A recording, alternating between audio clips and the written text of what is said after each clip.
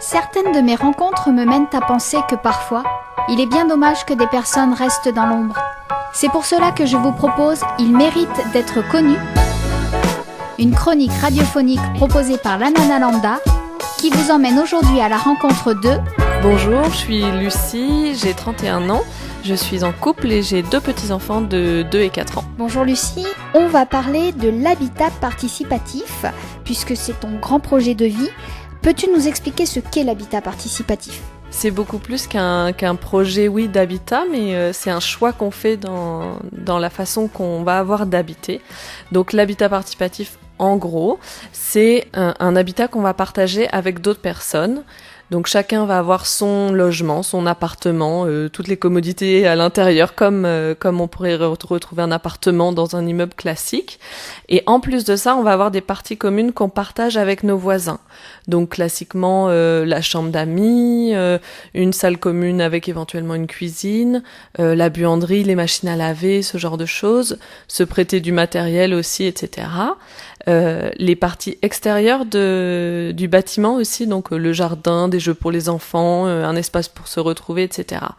Et puis donc ça c'est pour la partie bâtiment, physique, etc. Mais l'habitat participatif c'est aussi beaucoup des valeurs, donc se retrouver avec des personnes qui partagent les mêmes valeurs, pas forcément au même niveau, au même degré, on s'entend, il y a des compromis, etc. Mais des valeurs de solidarité, de partage, parfois de simplicité, souvent d'écologie, l'intergénérationnel peut être présent, etc. Donc il y a et la partie physique, bâtiment, on partage, mais partager aussi des moments ou une certaine vision de la vie. Donc souvent les gens vont se réunir par des valeurs, il y a des habitats participatifs qui se créent dans des réseaux particuliers de gens qui sont déjà insérés dans des choses un peu alternatives. Mais après, il peut y avoir des habitats participatifs aussi qui ont moi j'appelle ça leur couleur, des habitats participatifs où l'écologie est très très importante et on va essayer d'être totalement en autonomie.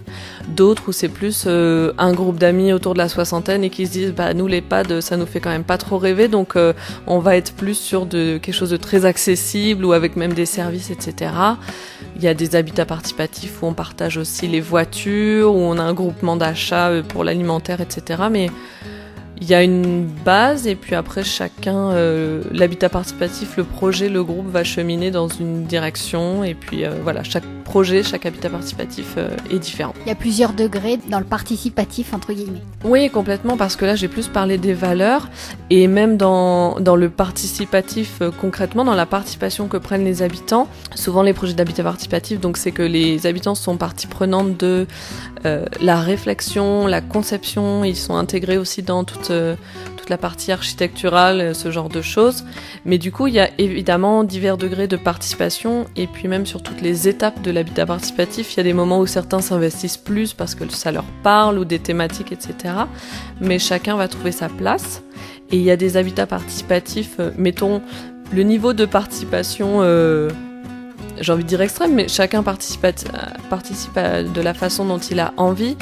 Ça va être, donc on réfléchit tout notre habitat ensemble, on le conçoit, on le dessine et on va faire de l'autoconstruction. Donc ça c'est quelque chose où les habitants participent beaucoup. Il y a d'autres projets où les habitants disent juste ensemble, ok, on veut faire quelque chose ensemble, moi je veux tant de mètres carrés que ça se passe comme ça, mais après on fait appel à un promoteur, à un constructeur et là on délègue toute cette partie-là, mais ensuite on va vivre ensemble. Voilà, chaque groupe d'habitants fait en fonction de ses contraintes, ses envies, etc. Mais ouais, différents niveaux de participation et différents degrés d'habitat participatif sans qu'il y en ait qui soient supérieurs aux autres. C'est vraiment, chaque projet est différent et unique. Comment tu as découvert l'habitat participatif ? C'est une bonne question. Je pense que ça fait assez longtemps que c'est dans mon paysage. À la base, j'ai une formation d'ingénieur en construction et puis j'étais un peu sensible aux choses autour de l'écologie, etc. Donc j'ai dû voir passer des projets d'habitat participatif et puis commencer à diriger un peu mes études un peu plus là-dessus. J'ai étudié plusieurs projets. Et puis, pour en savoir plus, à un moment, j'ai suivi un MOOC, un cours en ligne sur l'habitat participatif, donc qui est offert par l'Université des Colibris, et qui est assez complet, que j'ai trouvé bien intéressant. Et ce qu'il y avait de bien aussi avec ça, c'est qu'il y avait une carte des participants à ce MOOC qui permettait de voir en France et ailleurs dans le monde d'autres gens qui suivaient en même temps ou à d'autres années ce cours-là en ligne. Et quand moi je suis rentrée en France à Clermont-Ferrand, je me suis dit tiens, je vais regarder à Clermont ce qui se passe, qui a des projets, qui a des envies, où sont les gens qui s'intéressent à ça.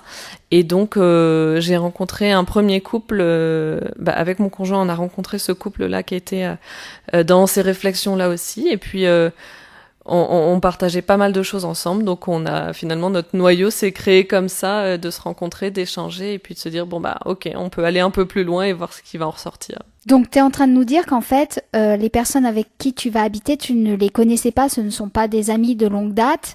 Comment on choisit ses cohabitants justement? C'est assez compliqué parce que se mettre un peu en couple avec des gens qu'on ne connaît pas, la réussite dépend de tout ça. Oui, complètement.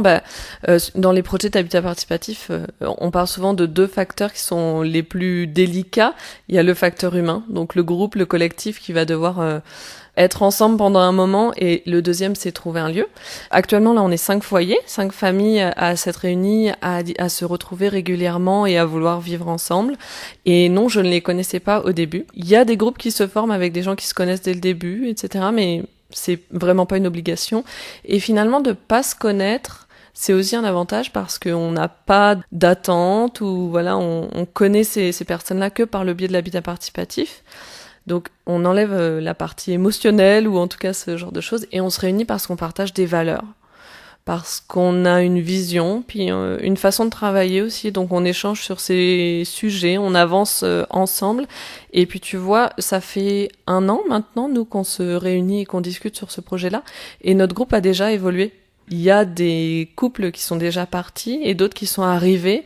Et évidemment, il se passe des choses dans la vie, et puis le projet s'affine aussi petit à petit, donc on en sait un peu plus sur le lieu qu'on choisit, sur le niveau qualité architecturale ou ce genre de choses qui convient à certains groupes, moins à d'autres. Et puis nous, plus on avance, plus notre projet est aussi clair et permet d'attirer d'autres foyers qui se sentent interpellés par ces questions-là. Justement, dans ton projet à toi, qu'est-ce que vous avez décidé de mettre en place? Est-ce qu'il y a beaucoup d'écologie?